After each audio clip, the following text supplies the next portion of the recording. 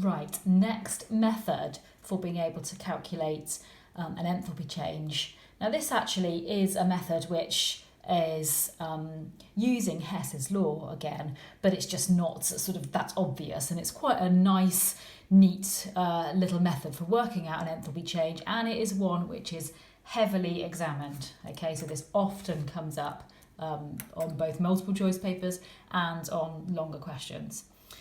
So we're going to look at some steps that we apply, and we use this same method every time if this is the way that we're trying to answer the question.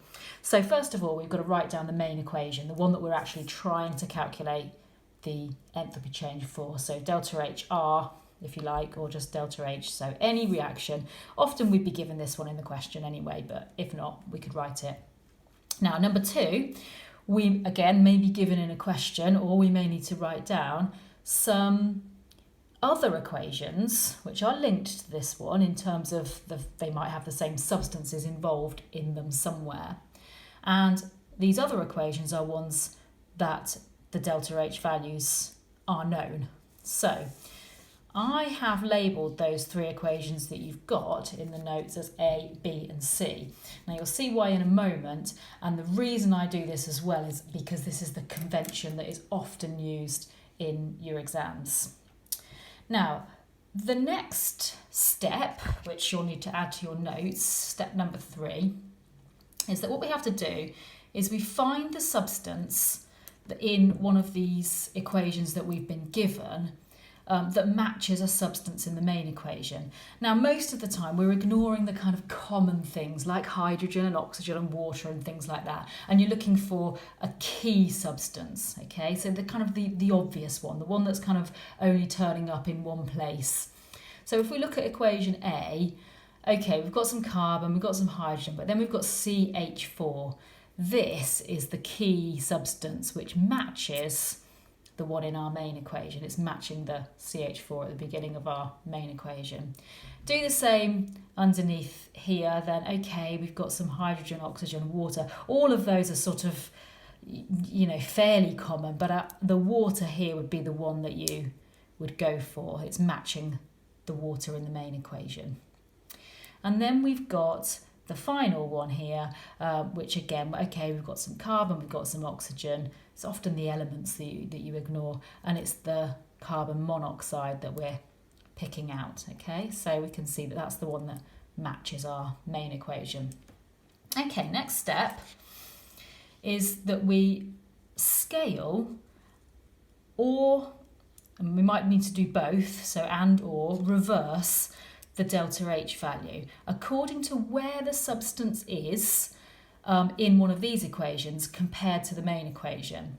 So if we look at equation A, the methane in equation A is a product, but in our main equation it's a reactant. So essentially what we want is for this equation, if it was to match the main equation, we would want it to be in reverse, because we would want the methane to be a reactant, not a product. So it's on the wrong side of the arrow, basically.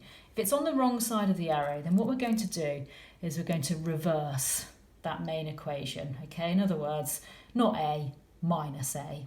And we do whatever we do there, we do to the value as well, okay? So the minus 75 is going to become a plus 75, and I quite like just to circle that at this point.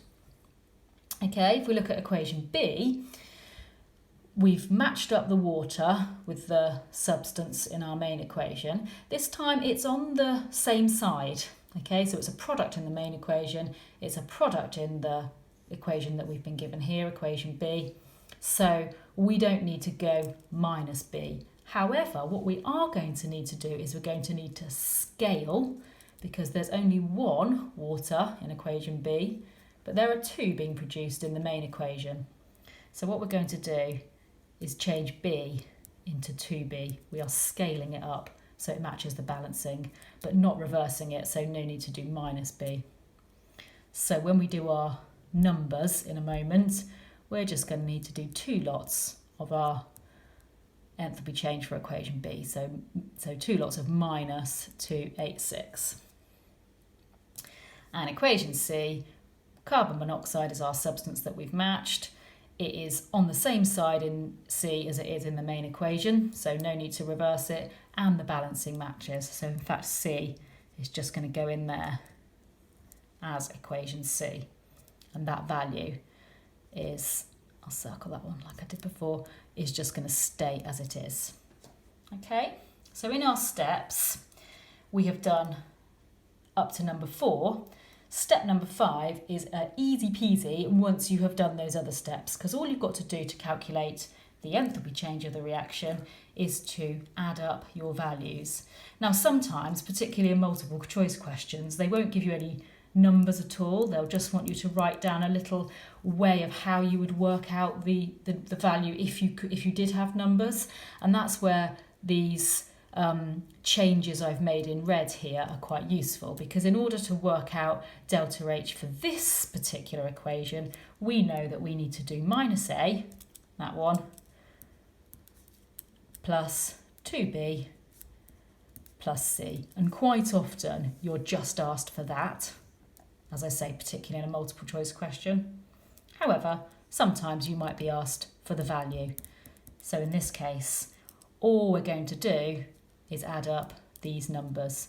So if you add up the numbers together that you've circled, then you get the right answer here. So do the maths. I've done it already. I'm not doing it that quickly in my head. I reckon it's minus 608 kilojoules per mole. Okay. Pause the video. Have a go at the next one.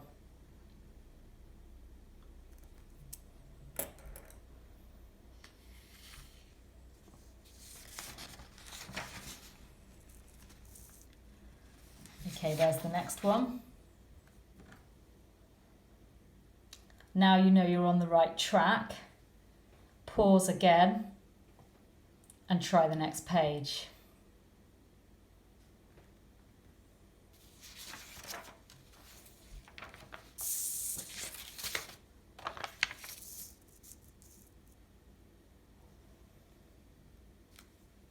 And there's the next page.